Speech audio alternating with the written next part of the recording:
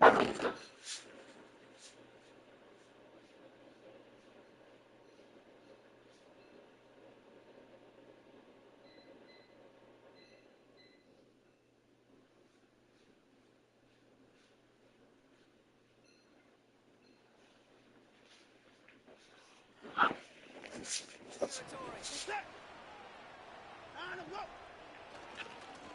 first carry for Nick Chubb. And they're on him after about a 2-yard gain. That was Xavier McKinney that time with the tackle. He gets a couple on first, and they'll come up 2nd and 8.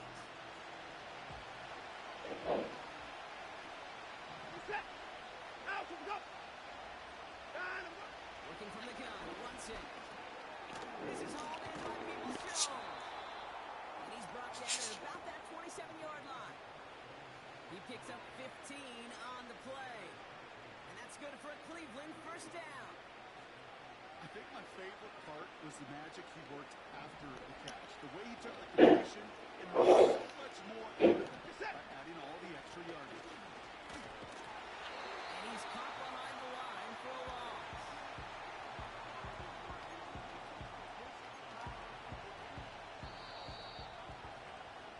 We're a quarter of the way through on this chilly winter.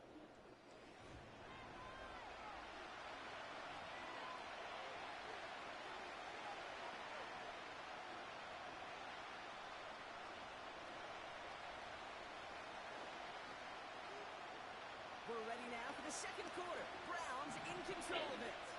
They have a second down well inside a field goal range. And he's brought down for a loss. This offense may want to try and disguise their run a little bit. I don't know if it's the O-lineman's stance. I don't know if it's a cadence. I don't know what it is, but after 2 straight plays going backwards, this defense is all over. He's on the move. He'll make a big word on the ground. And he gets this forward to the 19. You know, Kate, they always say that QB clock. You know what it's more like? It's more like an alarm. Especially in a situation like that. It's a good thing you woke up to it. Able to make something out of nothing and at least keep it moving forward.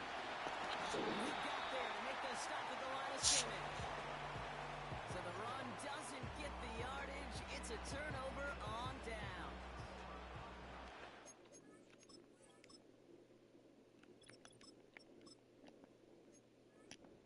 Need to begin this drive. 1st and 10. They'll go from the gun for Floyd, who swarms in the middle. This gets maybe a yard. Myles Garrett coming in for the stop. Manages just a yard on 1st down. Now it's going to be 2nd and 9. Shovel, 38. Set, ready. Hut. Play fake, it's Love. This one is tipped away and incomplete. Good positioning to make a play on it. That forces 3rd down. Well, both ends of their defense nearly came away with a huge play. Another step, and they sacked the quarterback. But even still, the hit altered the throw and almost set up a takeaway. No connection on the last play, and now it's 3rd down. Smash. Here we go.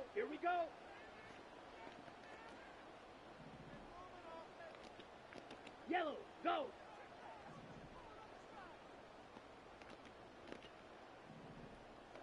Set, go. Love out of the shotgun. On the move, headed right. He's running for it. And not much doing. He stopped quickly. Here's someone from a family of punters, Ryan Stonehouse, on to punt on 4th.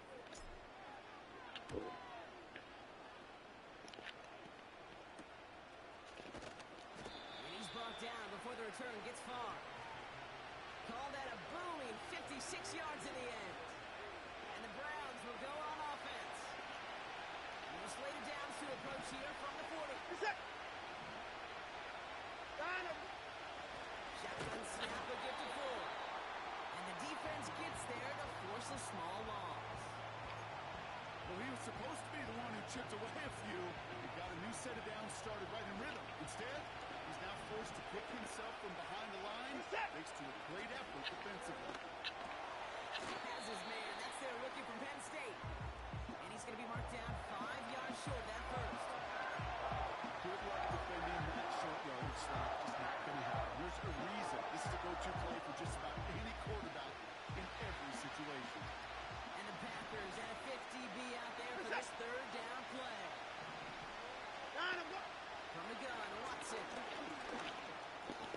He gets this one to people's shows. And he's down. Looks like they made the stop at the 46-yard line. It's a pickup of 9 yards. And that gives the Browns a first. Out of the gun, here's Watson. That'll be complete to Ford. And they finally bring him down, but that is a big gain and a new set of downs. Excellent pickup to move the chains. 36 yards in the end. Here's Watson, 1st and 10. This one's caught. That's a Cleveland touchdown. Great opportunity to find a touchdown there, Brock, and they come through with 6. Receivers want the ball everywhere in football. But you start smelling the end zone, they really want their chance. And they will tell you as a quarterback, just give me an opportunity and I'll Thought, play. chance is not. Gifts, powers, material, intellectual, and spiritual possessions are the fruits of effort. They are thoughts completed, objects accomplished, visions realized. The vision that you glorify in your mind, the ideal that you enthrone in your heart, this you will build your life by. This you will become. Serenity. Calmness of mind is one of the beautiful jewels of wisdom. It is the result of long and patient effort and self-control. Its presence is an indication of ripened experience and of more than ordinary knowledge of the laws and operations of thought. A man becomes calm in the measure that he understands himself as a thought-evolved being, for such knowledge necessitates the understanding of others as the result of thought. As he develops a right understanding and sees more and more clearly the internal relations of things by the action of cause and effect, he ceases to fuss and fume and worry and grieve, and remains poised, steadfast, serene.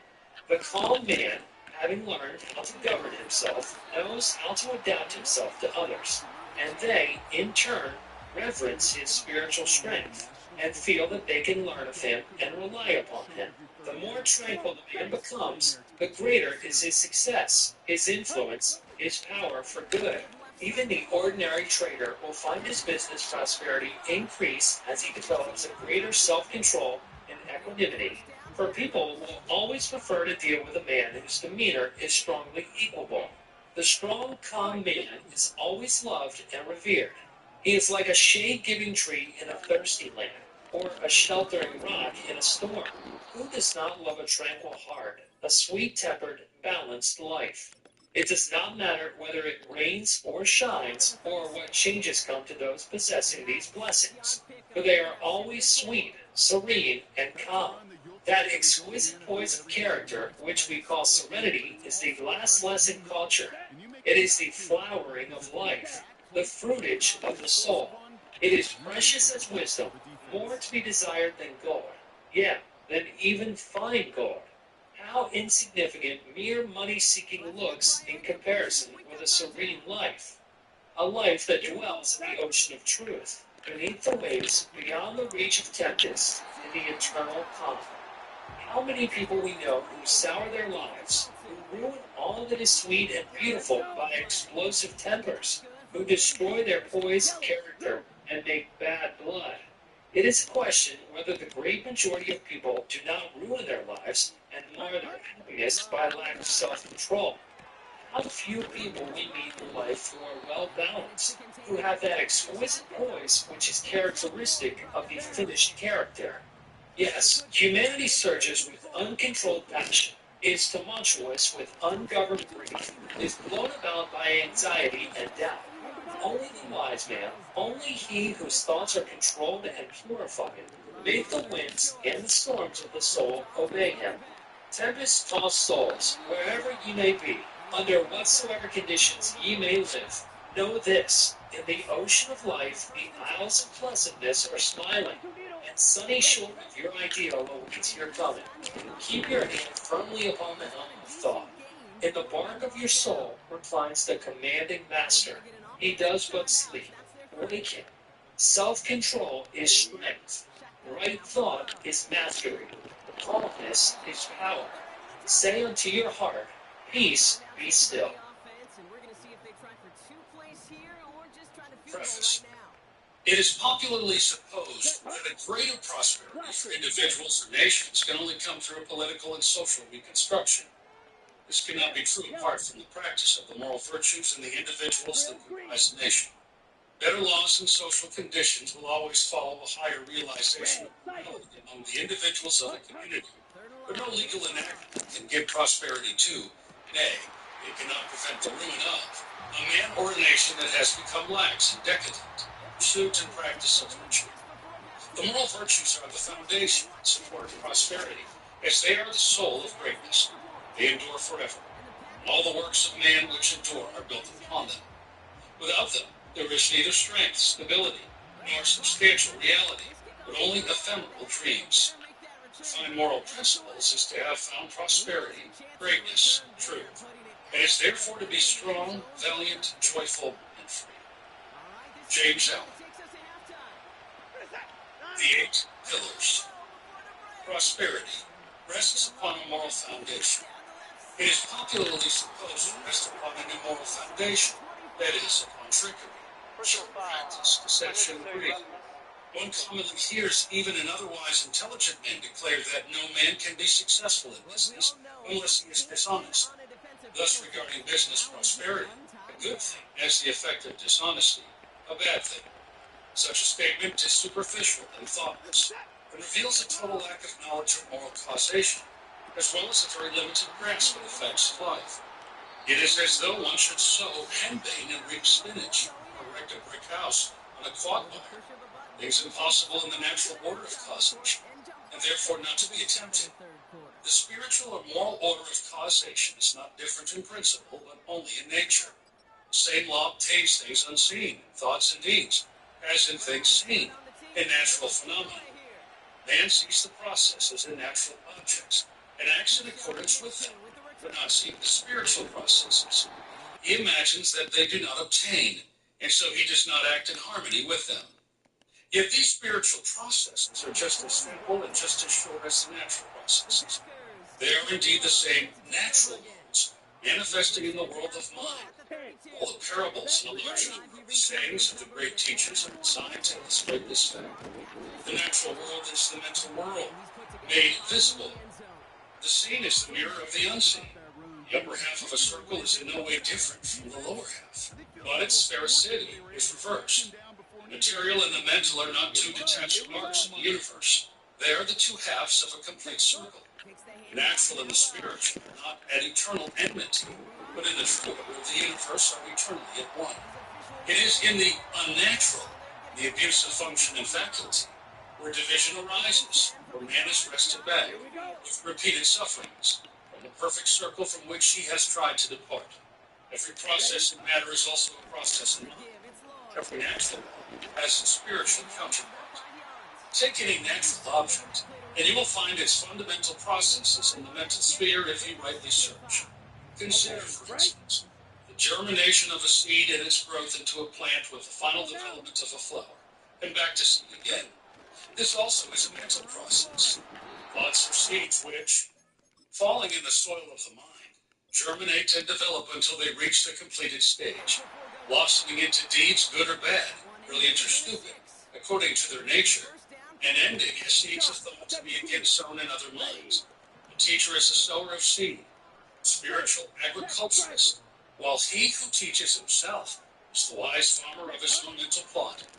The growth of a thought is as the growth of a plant. The seed must be sown seasonably, and time is required for its full development into the plant of knowledge and the flower of wisdom. While writing this, I pause and turn to look through my study window. And there, 100 yards away, is a tall tree in the top of which some enterprising rook from a rookery hard by has, for the first time, built its nest. A strong northeast wind is blowing, so that the top of the tree is swayed violently to and fro by the onset of the blast. Yet there is no danger to that frail thing of sticks and hair, and the mother bird, sitting upon her eggs, has no fear of the storm. Why is this? is because the bird has instinctively built her nest in harmony with principles which ensure the maximum strength and security. First, a fork is chosen as the foundation for the nest, and not a space between two separate branches, so that however great may be the swaying of the treetop, the position of the nest is not altered, nor its structure disturbed.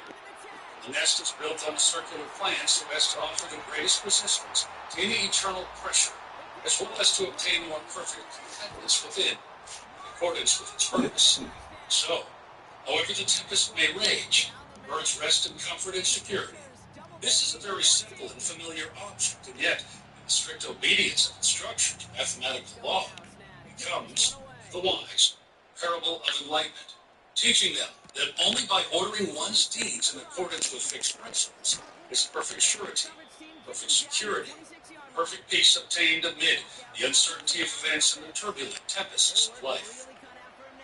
A house or a temple built by man is a much more complicated structure than a bird's nest, yet it is erected in accordance with those mathematical principles which are everywhere evidenced in nature.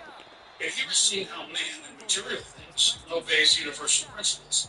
He never attempts to put a building in defiance of geometrical proportions, for he knows that such a building would be unsafe, and that the first storm would, in all probability, level it to the ground, if, indeed, it did not fall about his ears during the process of erection. Man in his material building scrupulously obeys the fixed principles of circle, square, and angle, and aided by rule, plumb line, and compasses, raises a structure which will resist the fiercest winds and afford him a secure shelter and safe protection. All this is very simple, the reader will say. Yes, it is simple because it is true and perfect, so true that it cannot admit the smallest compromise, and so perfect that no man can improve upon it. Man, through long experience, has learned these principles of the material world, and sees the wisdom of obeying them. And I have thus referred to them in order to lead up to a consideration of those fixed principles in the mental or spiritual world which are just as certain, and just as eternally true and perfect, yet are at present so little understood by man that he daily violates them, because ignorant of their nature and unconscious of the harm he is all the time inflicting upon himself. In mind as in matter, thoughts as in things, in deeds as in natural processes, there is a fixed foundation of law which, consciously or ignorantly ignored, leads to disaster and defeat. It is, indeed, the ignorant violation of this law which is the cause of the world's pain and suffering. Matter, this law is presented as mathematical. In mind, it is perceived as moral. But the mathematical and the moral are not separate, opposed. They are but two aspects of a united whole. The fixed principles of mathematics, to which all matter is subject, are the body of which the spirit is ethical, while the eternal principles of morality are mathematical truisms operating in the universe of mind. It is as impossible to live successfully apart from moral principles as to build successfully while ignoring mathematical principles. Characters, like houses, only stand firmly when built on a foundation of moral law. And they are built up slowly and laboriously, deed by deed, for in the building of character, the bricks of deeds. Businesses and all human enterprises are not exempt from the eternal order, but can only stand securely by the observance of fixed laws. Prosperity, to be stable and enduring, must rest on a solid foundation of moral principle, and be supported by the adamantine pillars of sterling character and moral worth. In the attempt to run a business in defiance of moral principles, disaster, of one kind or another, is inevitable. The permanently prosperous men in any community are not its tricksters and deceivers, but its reliable and upright men. Quakers are acknowledged to be the most upright men in the British community, and although their numbers are small, they are the most prosperous. The Jains in India are similar both in numbers and skill and worth. They are the most prosperous people in India. Men speak of building up a business, and indeed, a business is as much a building as is a brick house or small church, albeit the process of building is mental. Prosperity, like a house, is a roof over a man's head, affording him protection and comfort. A roof presupposes a support. The support necessitates a foundation. The roof of prosperity, then, is supported by the following 8 pillars, which are cemented in a foundation of moral consistency. Number 1, energy. Number 2, economy. Number 3, integrity. Number 4, system. Number 5, sympathy. Number 6, sincerity. Number 7, impartiality. Number 8, self-reliance. A business built up on the faultless practice of all these principles would be so firm and enduring as to be invincible. Nothing could injure it. Nothing could undermine its prosperity. Nothing could interrupt its success or bring it to the ground. That success would be assured with incessant increase so long as the principles were adhered to. On the other hand, where these principles were all absent, there could be no success of any kind. There could not even be a business at all. There would be nothing to produce the adherence of one part with another. But there would be that lack of life, that absence of fiber and consistency, which animates and gives body and form to any object whatsoever. Picture a man with all these principles absent from his mind, his daily life, and even if your knowledge of these principles is but slight and imperfect, yet you cannot think of such a man as doing any successful work. You can picture him as leading the confused life of a shiftless tramp. But to imagine him at the head of a business, as the center of an organization, or as a responsible and controlling agent in any department of life, this you cannot do, because you realize its impossibility. The fact that no one of moderate morality and intelligence can think of such a man as demanding any success should, to all those who have not yet grasped the import of these principles, and therefore declare that morality is not a factor, but rather a hindrance in prosperity, be a sound proof to them that their conclusion is totally wrong. For if it was right, then the greater the lack of these moral principles, the greater would be the success. These 8 principles, then, in greater or lesser degree, are the causative factors in all success of whatsoever kind. Underneath all prosperity, they are the strong supports. And, howsoever appearances may be against such a conclusion, a measure of them informs and sustains every effort which is crowned with that excellence which men name success. It is true that comparatively few successful men practice, in their entirety and perfection, all these 8 principles, and there are those who do. They are the leaders, teachers, and guides of men, the supports of human society, the strong pioneers in the vein of human evolution. But while few achieve that moral perfection which ensures the acme of success, all lesser successes come from the partial observance of these principles, which are so powerful in the production of good results that even perfection in any 2 or 3 of them alone is sufficient to ensure an ordinary degree of prosperity and maintain a measure of local influence, at least for a time. While the same perfection in 2 or 3 with partial excellence in all, or nearly all the others, will render permanent that limited success and influence which will necessarily grow and extend in exact ratio with a more intimate knowledge and practice of those principles which, at present, are only partially incorporated in the character. The boundary lines of a man's morality mark the limits of his success. So true is this that to know a man's moral status will be to know, to gauge mathematically, his ultimate success or failure. Temple of prosperity only stands insofar as it is supported by its moral pillars. As they are weakened, it becomes insecure. Insofar as they are withdrawn, crumbles away and totters to ruin. Ultimate failure and defeat are inevitable where moral principles are ignored or defied. Inevitable in the nature of things as cause and effect. As a stone thrown upward returns to the earth, so every deed, good or bad, returns upon him that sends it forth. Every unmoral or immoral act frustrates the end at which it aims, and every such succeeding act puts it further and further away as an achieved realization. On the other hand, every moral act is another solid brick in the temple of prosperity, another round of strength, sculptured beauty in the pillars which support it. Individuals, families, nations grow and prosper in harmony with their growth in moral strength and knowledge. They fall and fail in accordance with their moral decadence. Mentally, as physically, only that which has form and solidity can stand and endure. The unmoral is nothingness, and from it nothing can be formed. It is the negation of substance. The immoral is destruction. It is the negation of form. It is a process of spiritual denudation, while it undermines and disintegrates. leaves the scattered material ready for the wise builder to put it into form again. And the wise builder is morality. The moral is substance, form, and building power in one. Morality always builds up and preserves, for it is its nature, being the opposite of immorality, which always breaks down and destroys. Morality is the master builder everywhere, whether in individuals or nations, whether in the world or in the universe. Morality is invincible, and he who stands upon it to the end stands upon an impregnable rock, so that his defeat is impossible, his triumph certain.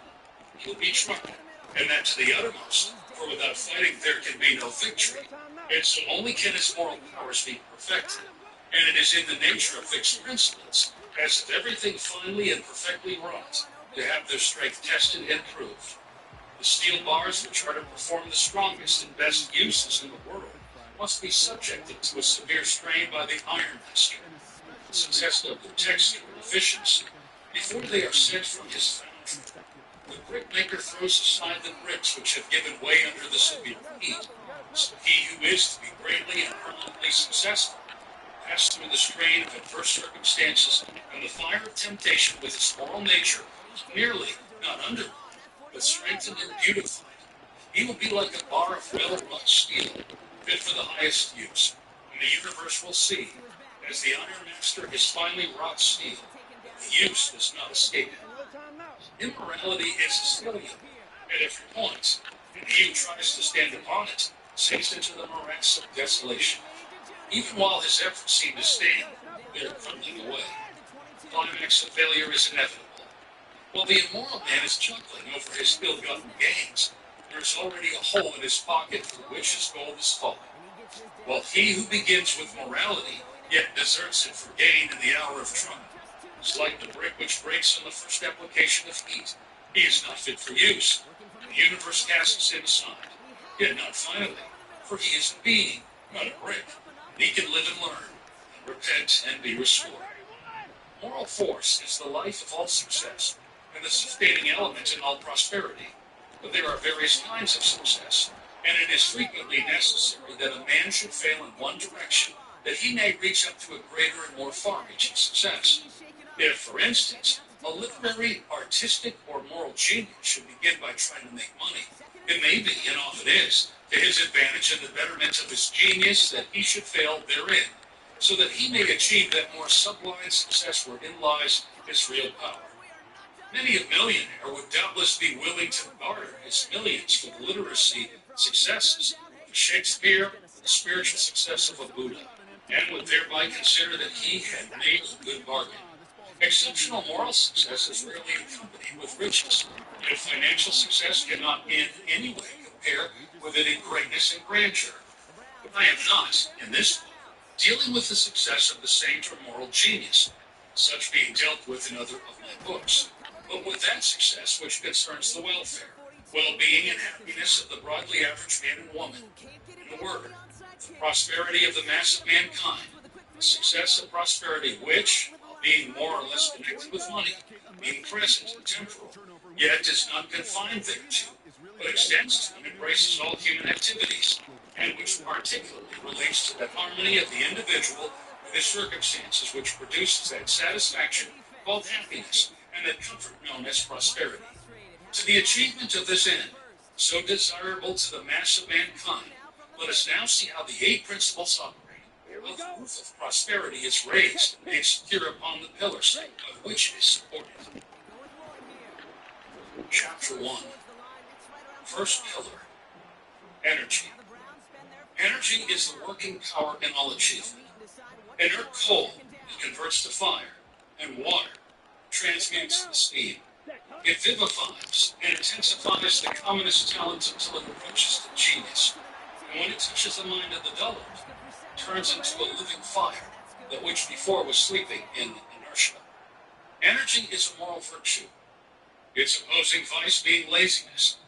As a virtue, it can be cultivated, and the lazy man can become energetic by forcibly arousing himself to exertion. Compared with the energetic man, the lazy man is not half alive. Even while the latter is talking about the difficulty of doing a thing, the former is doing it. The active man has done a considerable amount of work before the lazy man has roused himself from sleep. While the lazy man is waiting for an opportunity, the active man has gone out, met and utilized half a dozen opportunities. He does things while the other is rubbing his eyes. Energy is one of the primal forces. Without it, nothing can be accomplished. It is the basic element in all forms of action. The entire universe is a manifestation of tireless, though inscrutable energy. Energy is, indeed, life. And without it, there would be no universe, no life. When a man has ceased to act, when the body lies inert, and all the functions have... Hey, did you add this last property?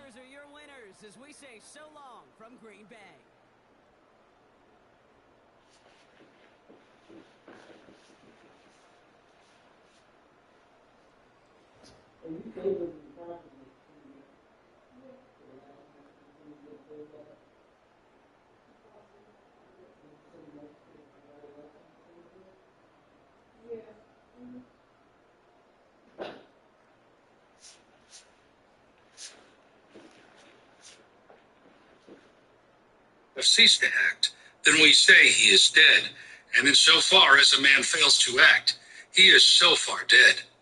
Man, mentally and physically, is framed for action and not for swinish ease.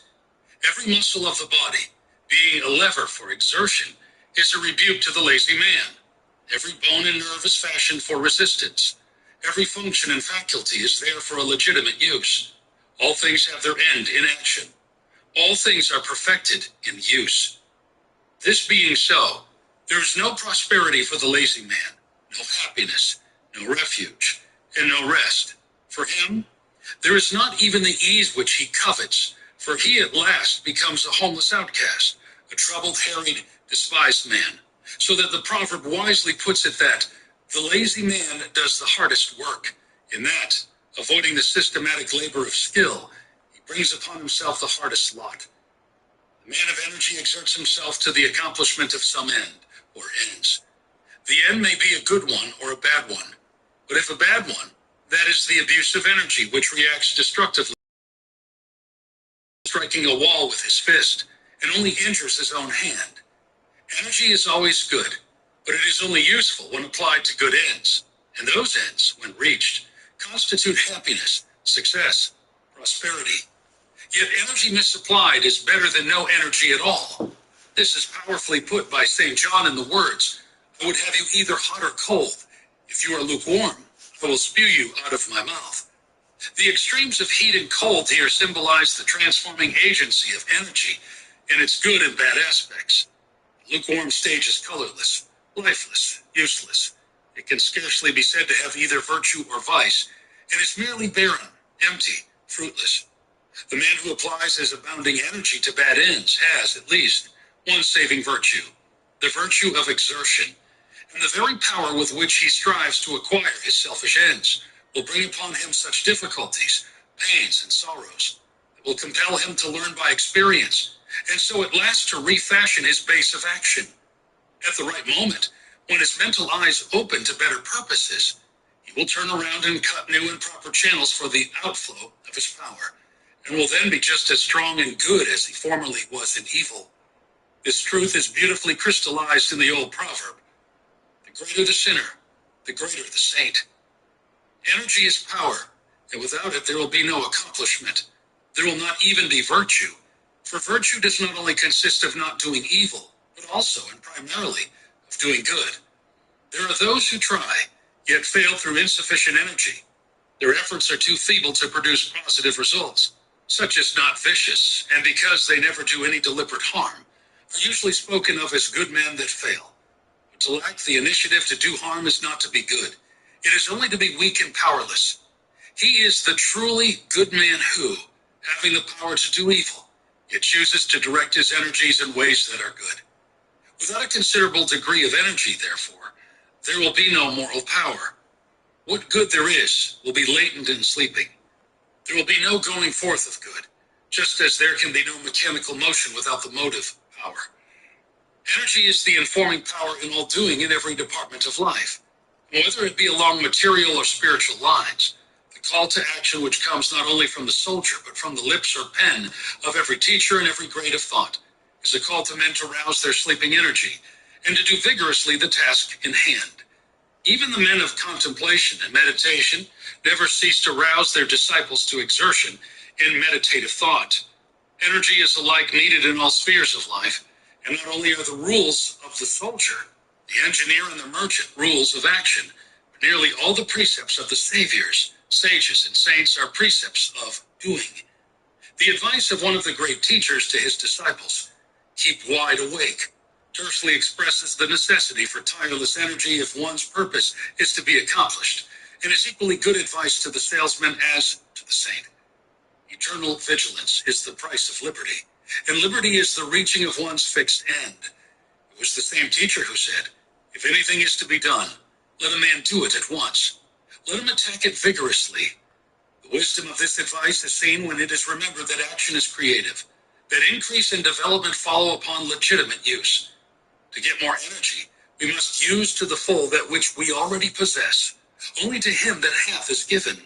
Only to him that puts his hands vigorously to some task do power and freedom come.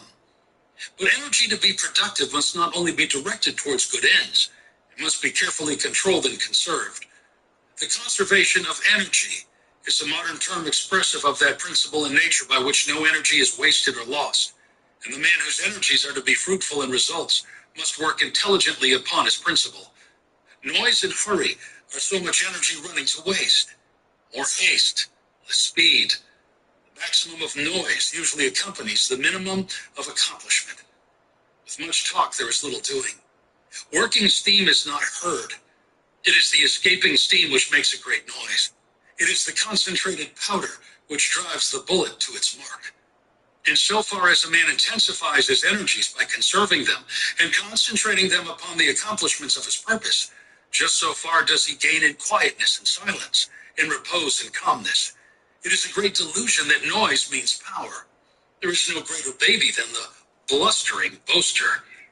Physically a man, he is but an infant mentally, and having no strength to do anything, and no work to show, he tries to make up for it by loudly proclaiming what he has done or could do. Still, waters run deep, and the great universal forces are inaudible. Where calmness is, there is the greatest power.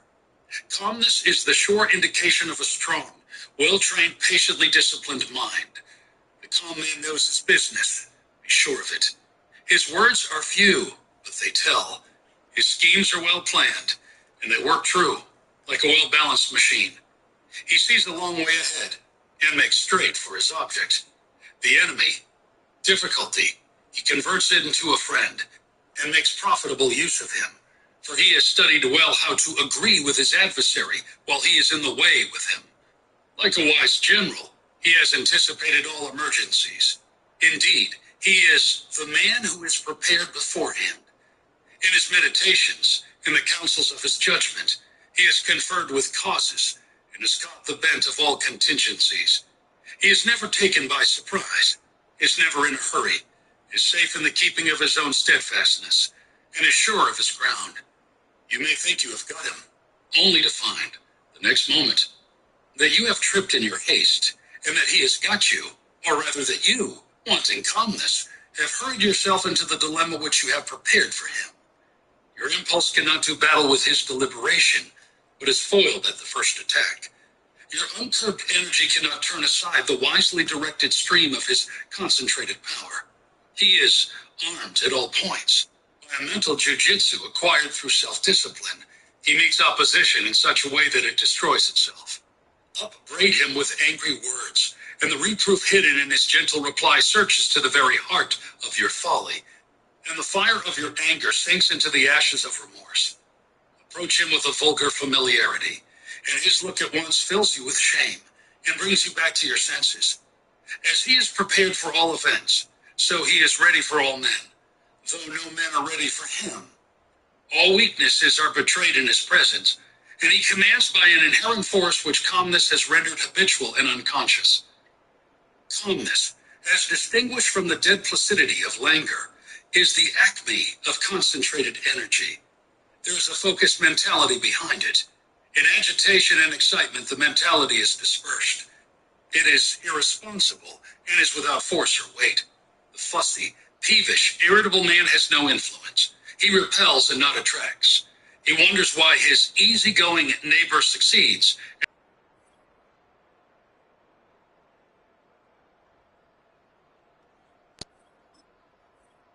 and is avoided. His neighbor, being a calmer man, not more easygoing but more deliberate, gets through more work, does it more skillfully, and is more self-possessed and manly. This is the reason of his success and influence. His energy is controlled and used, while the other man's energy is dispersed and abused. Energy, then, is the first pillar in the temple of prosperity, and without it, as the first and most essential equipment, there can be no prosperity. No energy means no capacity.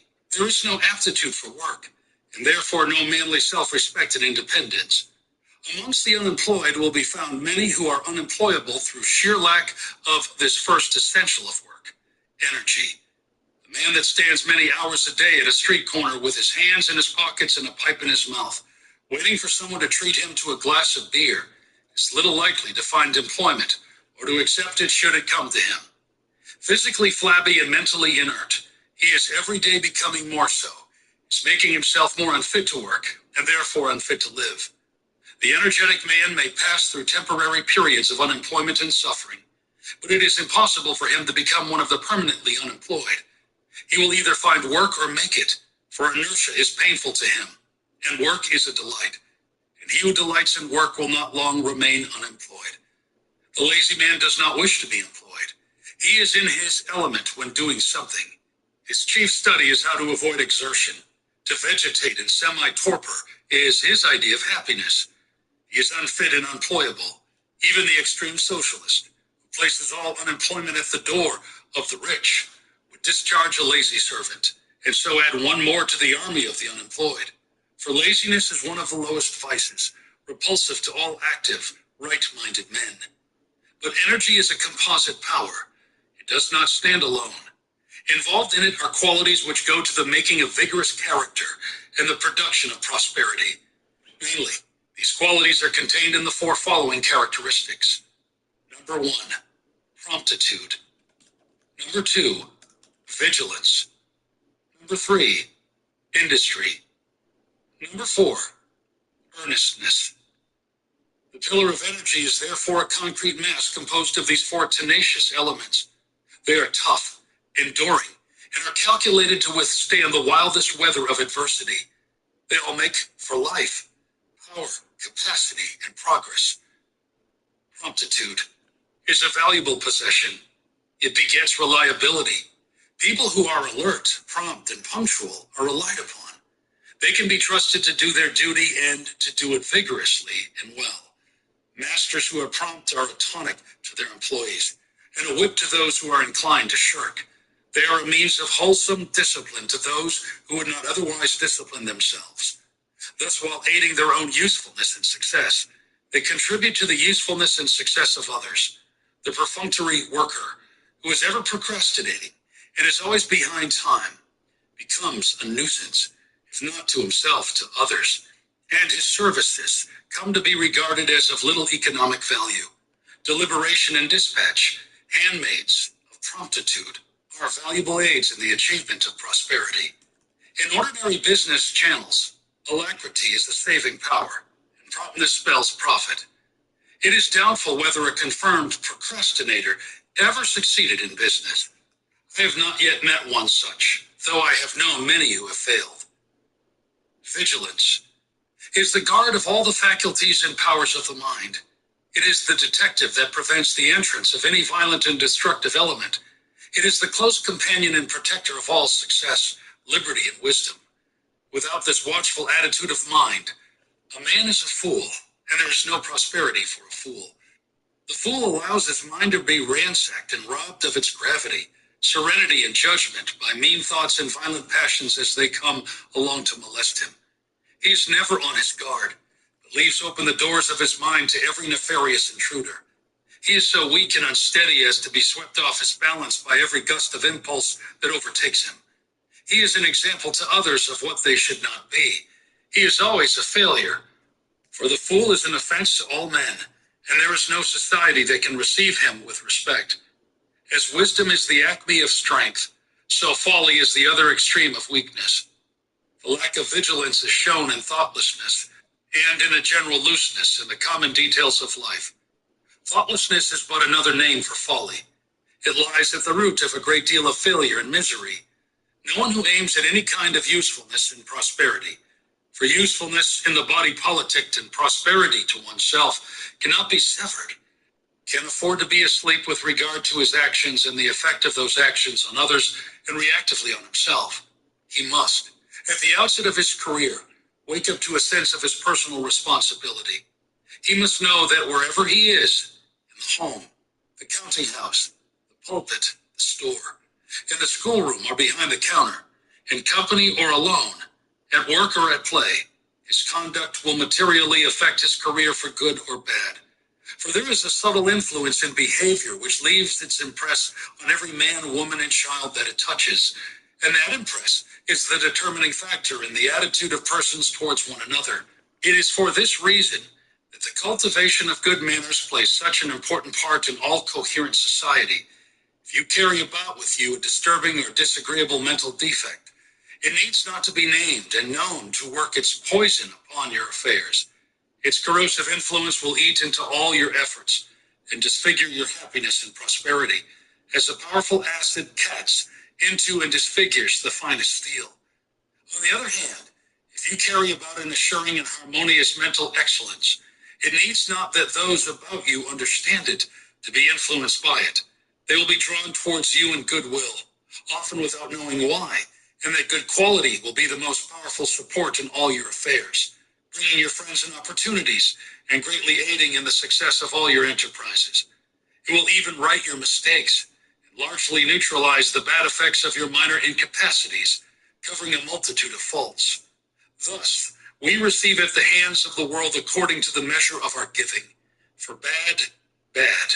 For good, good. For defective conduct, indifferent influence, and imperfect success. For superior conduct, lasting power, and consummate achievement. We act, and the world responds. When the foolish man fails, he blames others and sees no error in himself. But the wise man watches and corrects himself. And the man whose mind is vigilant and alert has thereby a valuable equipment in the achievement of his aims. And if he be fully alive and wide awake on all occasions, to all opportunities, and against all marring defects of character, what event, what circumstance, what enemy shall overtake him and find him unprepared? What shall prevent him from achieving the legitimate end at which he aims? Industry brings cheerfulness and plenty. Vigorously industrious people are the happiest members of the community. They are not always the richest, if by riches is meant by a superfluity of money. They are always the most light-hearted and joyful, and the most satisfied with what they do and have, and are therefore the richer. By richer we mean more abundantly blessed.